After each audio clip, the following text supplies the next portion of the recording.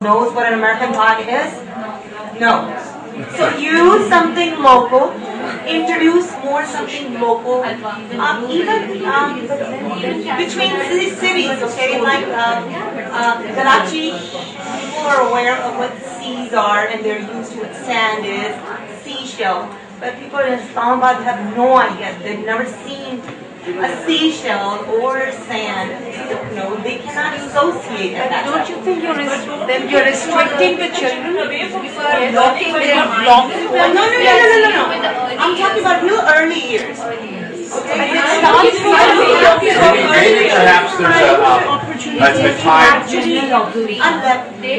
They might have not seen the seashell, but they are watching the SpongeBob, aren't they? So they can, of course, they have some for them. You see, no one knows the dinosaurs, but they have the idea came into their mind. Why introduce you do introduce her? No, but the point is this: the hands-on experience and all at this level. We are talking about real early stages. So we are dealing with the earliest. Maybe we could, ladies, maybe there's a place, a time and a place to introduce something that's maybe out of their context, like introducing the idea of sea and sand to the people who live in Islamabad. And there's a time and a place, but perhaps, I think what I'm hearing you say is that if they're learning perhaps phonics, and if they're working on beginning sounds, the S sound in C, it would be more appropriate to have them work with, I don't know, sand or something that's more indigenous to Islamabad. Is that fair? But there's also obviously a time and a place to introduce concepts that might be beyond their geographical region. Okay, let's go ahead and pass the microphone to the second table, please. Thank you very much, ladies. Oh, yeah. Another one. Oh, I'm sorry. Go ahead. I'm sorry. When we are designing the curriculum, we should look at the differentiated task as well, because the curriculums, they are mostly designed for the average child. But what about the poor souls, above average and the below average? So there should be some guidelines and some tasks particularly designed for these groups as well. Yeah, and in America we call it the shotgun approach. I'm sorry, we're all about guns, but shotgun is you shoot for where the most children. No, I don't want to say that. You shoot for the middle. You try to capture as big an audience as you can. But yeah, we struggle with the same thing. How do we adapt the curriculum to the They just remain the same, but the tasks they have. And that's getting into differentiation. So it's definitely to make sure that idea is on your paper, please. Okay. Let's give our attention to these ladies, please. Okay. What we think is the culture. The cultural values. One thing which I add into my discussion is when you people come and hold these workshops and tell us what to do and how to carry out these curriculums, you keep in mind the classroom situation which you have in your schools. For example, the first thing is to take the number of students. The number of students means you design the curriculum for the 15 students and the 20 students at max in your class with all the resources, with the most modern blocks and all those resources in your class which can foster, which can encourage, which can make the children a creative, which can make a child a creative child. These are the things which do. I am not blaming Beacon House. Beacon House tries its level best to provide everything to us, but even then the curriculum which is shaped, because whenever you people say, you say, this is what happens in UK, this is what happens in USA, this is what happens in Italy, but this is Pakistan. You just do not have the idea, because you just cannot have the idea of what is happening in the classrooms. We have, I'm talking of a holistic view. It's a holistic view.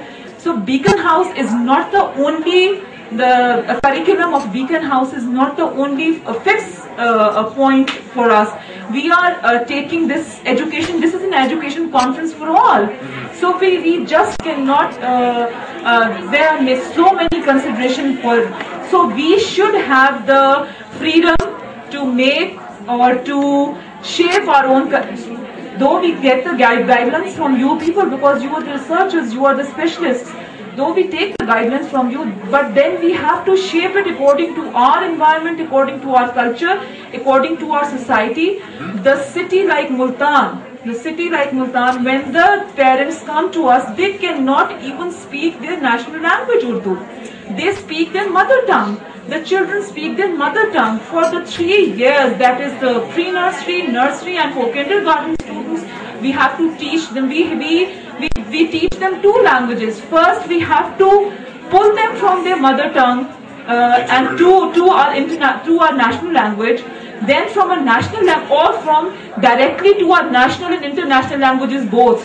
So how can you people, how can anyone expect all those results which you produce in this form of your children?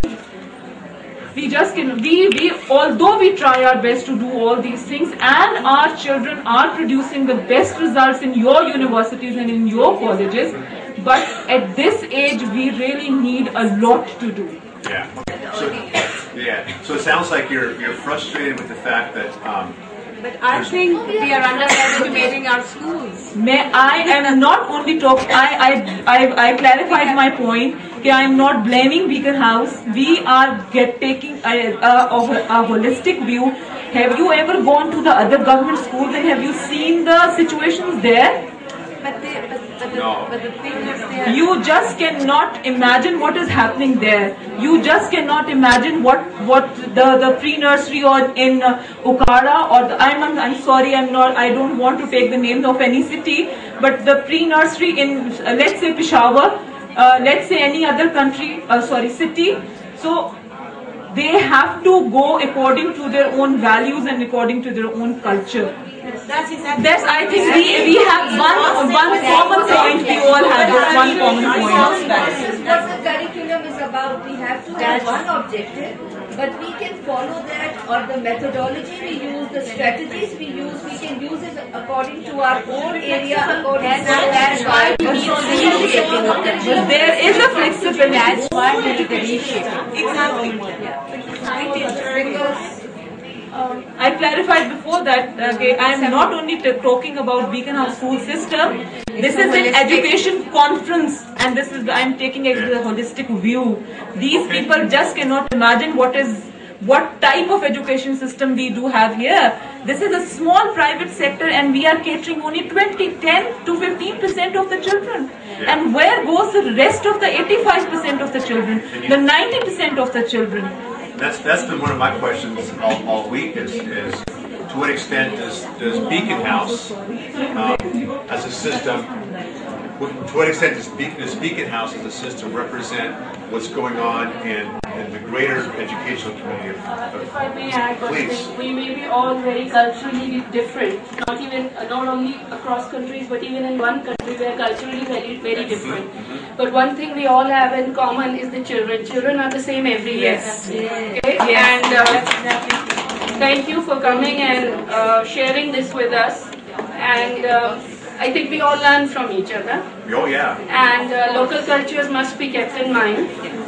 That's I think that's all. We just have to have it. I admire your passion. It sounds like you've got a lot of Feelings. a lot of feelings, a lot of passion. Teacher, you know. I'm sorry. take the mic and all sitting here, I would want to. Okay. According to the culture, value and the context and the ability of the children, and keeping in view that English is not our second language, even it may be third or fourth language, like she has pointed out.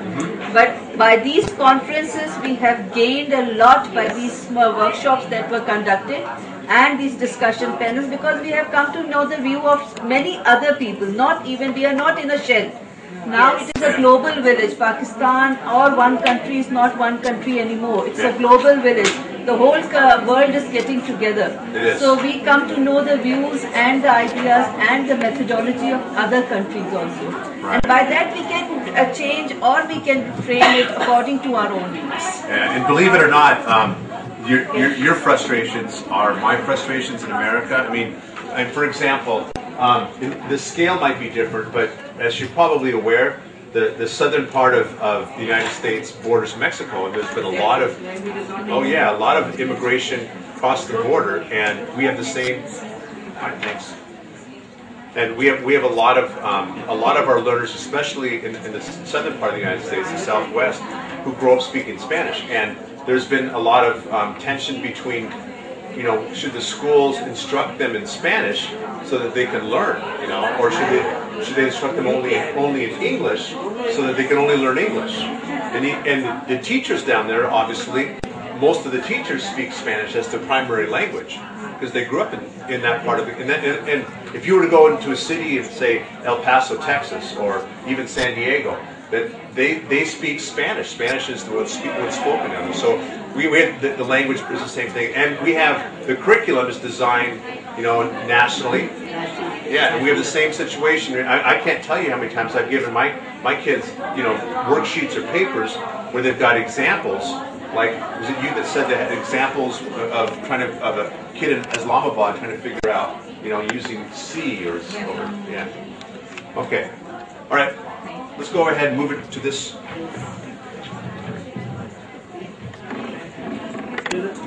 It should become contextual and it should have flexibility. You see, for the different level of children, there should be some breathing space for the teacher to manage an achievable target. Yeah. Should have achievable and accessible and quick and clarity of goals. And we have to meet the challenge. As you said about the language. All over the world this is happening. In UK, I went, visited schools. The head teacher showed me the children whose parents could not even speak any language. They were from Murray or and the children were speaking in English. If you don't give up,